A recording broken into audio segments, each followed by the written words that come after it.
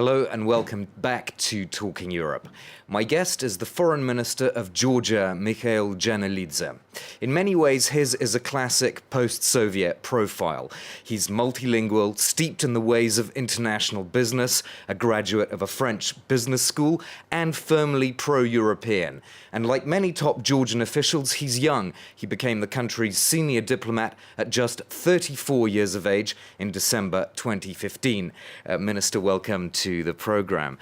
I'd like to start with visa-free travel for Georgian citizens. The European Parliament has approved this measure earlier in February. Of course, it now still needs final approval. But what do you think of that as a development? How important is it? Thank you for the invitation. It's an honor to participate in your program. The visa liberalization is a natural continuation of the development processes in Georgia. We are, during the last years, one of the exemplary countries in the region when it comes to European transformation, when it comes to implementation of European standards, when it comes to development of our institutions according to the European practices, when it comes to border security, when it comes to migration policies, when it comes to social policies. We, last year, achieved to have association agreement signed and fully in force. It was in July 2016. That agreement provides opportunities for political, sectoral, and trade integration. And the visa liberalization is a natural continuation to that. So basically you expect Georgian business people to be able to do more business. That's kind of the obvious goal. After having a free trade agreement in place, and that agreement delivers very practical benefits to both sides, to the European Union and to Georgia. For instance, French exports to Georgia are growing like Georgian exports to France. And in order to use that fully, we need to have also visa-free travel, because we need to attend trade fairs. We need to learn more about French technology. We need to learn more about the French entrepreneurs, and we need to have more people-to-people exchanges. When you talk about free trade, that's obviously an important part of this whole picture, but there's a big trade imbalance between the EU and Georgia at the moment. The EU obviously exports a lot more to Georgia than it imports. If you look at trade in goods, services, foreign direct investment, this is a deal, the EU-Georgia free trade deal, clearly works to Europe's advantage, doesn't it? I would say that it works for the advantage of both sides, and I will explain why. First of all, since 2014, since provisional application of deep and comprehensive free trade area agreement, European Union has become the #1 trading partner for Georgia. Exports are growing, and new goods are getting access to the European market. For instance, some agricultural goods, but not only. We have also increased a growing number of investments coming from the European Union to Georgia. For instance, EBRD has invested a record number last year. It was 250 million euro investments, and they are planning to increase those investments this year up to 300 million. EIB is working in Georgia very effectively, investing 200 million euros in different agricultural value chains. They are going to invest up to $500 million in the road infrastructure and in the projects in Georgia. So these are all projects which are providing mutual benefits. We should point out, though, that in the visa-free regime, to go back to that issue for a second, there's a suspension mechanism. So basically, if EU leaders believe that there's too much movement from Georgia into the EU, they can reverse the process. So it's not an obvious victory, is it, actually? Actually, Georgia, since 2013, when we started implementation of the Visa Liberalization Action Plan, which envisaged many reforms in order to comply with the European requirements, we managed since then to make sure that there are no risks related to the Georgian visa liberalization for the European countries. So there will be no increased migration, or there will be no violations of this system. Therefore, Commission has issued this positive report based on the reforms we have implemented and based on the current situation we have in Georgia.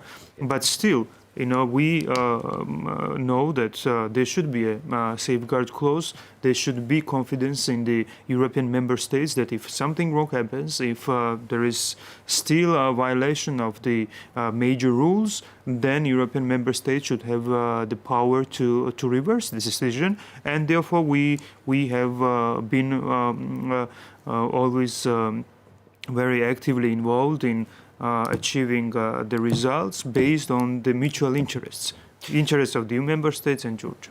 Let me come on to some broader geopolitical issues with you, Foreign Minister, because, of course, changes are afoot in the ex-Soviet sphere, with questions looming about President Trump's approach to the Baltic states and what his election means for the conflict in Ukraine. What do these changes mean for your country, and particularly for NATO membership of Georgia, in the light of the new White House administration?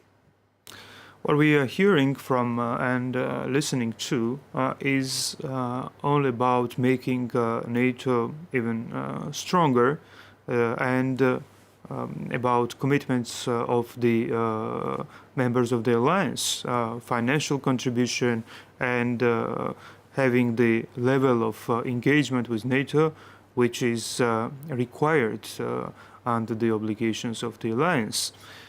So we think that this approach of making NATO even stronger through more contributions, so financial contributions, is of the interest to the alliance. Georgia, on its side, we have one of the most comprehensive and deep partnership with NATO. We are an aspirant country. We are implementing all instruments, practical instruments we have in place, like the annual national plan, the NATO-Georgia substantial package. We have Georgia-NATO Commission. We are contributing. We are spending more than 2% of GDP on defense. We are participating in international missions. But we are participating not only in NATO missions, but we are participating also in the EU missions. For instance, a few days ago, we've sent our soldiers to Central African Republic together with French troops and soldiers. And we are in Mali. We are in different other occasions contributing to the interests of Europe and the Euro-Atlantic security. You're right that, of course, you're one of the countries that does spend the required 2% of GDP on defense. That's something that Donald Trump has criticized various NATO members for not doing. But the point is, Donald Trump recognizes a Russian sphere of influence. That means he's definitely not going to back Georgian membership of NATO. So basically, is this off the table for the next 4 years, or perhaps even 8 years? I cannot talk about the next 4 years until there is no meeting of the NATO, until there are no new steps made and new actions undertaken. What is important is that Georgia stays committed. We have very strong formats with NATO, and we are working through those formats. We are working in not only with the alliance, but we are working also with the members of the alliance. We are working with France. We are working with United States to build our defense capability and to be a reliable partner when it comes to North Atlantic security. Definitely, we look forward to further steps, and we look forward to further work, not in NATO and in bilateral terms. Even before the US election happened, though, NATO members were very reluctant to give Georgia the membership action plan. I interviewed one of your colleagues more than 10 years ago, and he was talking about the membership action plan back then. Why do you think this has been actually not possible to achieve in all these years? I think the decision on membership has two dimensions. This is one, on the one hand, is a practical readiness of the country for the membership, and we are doing everything in order to make sure that Georgia satisfies all the democratic standards which are needed for the alliance. Alliance is not only an alliance for the military cooperation. It's also alliance of democratic countries, and it respect countries who respect democracy, which respect democracy, and at the same time we are building our defense capability. So that's on practical side. Then it comes to the political consensus and political decision. We know that during this year there was no political consensus on that, but I think that the level of development we have in relations with NATO will lead to more confidence in the members, within the members of the alliance, in the need of having Georgia closer than on the distance. I mean, it sounds like you're accepting that there won't be NATO membership for Georgia anytime soon, but I'm interested in the impact on Georgian public opinion. There were some interesting developments last year. A pro-Russian party won seats in the Georgian parliament. There was also an interesting study done by a Georgian think tank which showed a rise in the number of people who wanted closer economic ties with the Russian Federation. How do you see that developing? Do you think there'll be a rise in that kind of sentiment as NATO membership stalls? First of all, I have not accepted, and we are not, Georgia is not accepting that NATO membership is something it's not like an issue of a short period. It's about political consensus. And we are doing everything in order to have political consensus on Georgia. What are you going to do specifically with the new administration? How are you going to try to build your case when Donald Trump himself clearly is not in favor of Georgian NATO membership? Who are you working with in the US administration to try to sort of push for your case? We work in the United States with every stakeholder. We are working not only with the administration, but we are working with the U.S. Congress. We are working with the civil society. We work with the think tanks. We have many friends in D.C., in the United States. They know well what Georgia is doing today, and Georgia is doing today the following. We are the regional leader in democratic development process. We are, for instance, according to the 2016 Rule of Law Index, we are ahead of many regional countries, and not only regional countries, but European countries, and we moved up in this ranking. We moved up in the Corruption Perception Index, according to the Transparency International, and we are ahead of even 11 EU member states. We are developing our economy, and World Bank forecasts higher than 5% growth this year. So this is the case of Georgia. The Georgia country, which is a democratic country, which is part of the European order, which is part of the European security, North Atlantic security, and most reliable strategic partner for the United States in the region. There's an elephant in the room here. Yeah. That is the separatist regions, and of course NATO can't accept a new member that has breakaway regions. I gather it's not a formal condition, but informally that's the reality, right?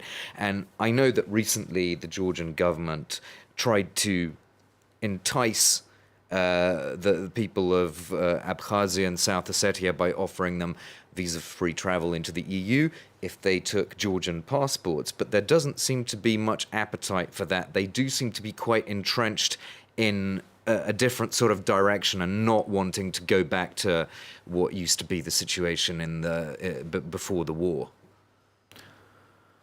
One thing is what the de facto authorities of those occupied regions wants and what the occupation force wants.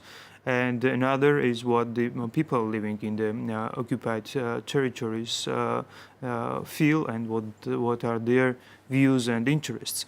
And their views and interests are about living in a democratic country, living in a country which respects rule of law, which respects the basic human rights, and also provides social and economic benefits. What's the evidence for that that's how they feel? What are you basing? We are offering special programs, including social programs, healthcare programs, and they are using those programs. They are coming to the controlled territory of Georgia, and we are providing to them all possible treatment and healthcare coverage. At the same time, we are offering to them education opportunities. We want to, and we have also engagement on different levels, like professional levels, meeting with journalists, meeting with among the doctors. So these are all confidence-building measures we are having in place. Hoping to benefit from both worlds, the Russian world and the Georgian world, so to speak. First of all, for us, it is important that there is a confidence-building process in place, that these war-torn communities, they have trust in each other, and there is more opportunity for people-to-people interaction. This is key for peaceful conflict resolution. And another important step is the peaceful deoccupation of our territories. Russian troops have to leave the Georgian regions, and then, the full-fledged peaceful reconciliation can start. We'll have to end it there. Thank you so much for being our guest on Talking Europe, Mikheil Janelidze, Foreign Minister of Georgia. Do stay tuned. International news coming up shortly here on France 24.